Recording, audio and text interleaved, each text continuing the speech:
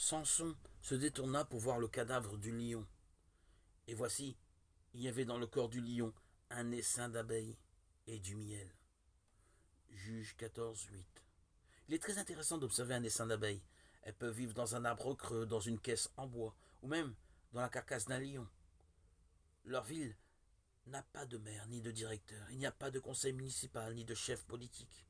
Bien qu'il y ait une reine, elle ne dirige pas les affaires politiques ni les destinées de la ville. Et pourtant, dans tout le royaume de la nature, on trouve difficilement une communauté plus efficace. Les habitants sont tous pour un et pour tous. Il existe une coopération et une unité d'action parfaite. Il n'y a pas de jalousie ni de dissension. Ils ne se battent pas entre eux. Ils se battront cependant contre leurs ennemis, et même l'homme ne doit pas ignorer leur colère.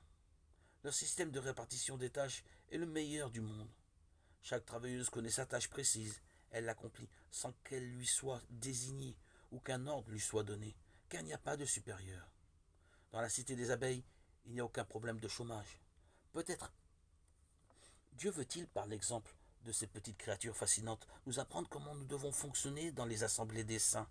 Le témoignage du Seigneur sera brillant et dynamique s'il y a unité et coopération étroite entre les croyants, si nous reconnaissons que l'ennemi est le diable et non pas nos compagnons croyants, et si chaque membre du corps travaille selon les capacités que Dieu lui a données. À la différence des abeilles qui agissent par instinct et sous l'action des phéromones, nous avons un supérieur très réel et très précieux. Le Saint-Esprit est en nous et parmi nous, pour glorifier le Christ et pour nous guider dans toute la vérité. Quelle nourriture excellente comme du miel est produite parmi les croyants pour la gloire de Dieu et pour l'édification mutuelle dans l'amour lorsque nous agissons dans une réelle soumission au Saint-Esprit, notre divin directeur.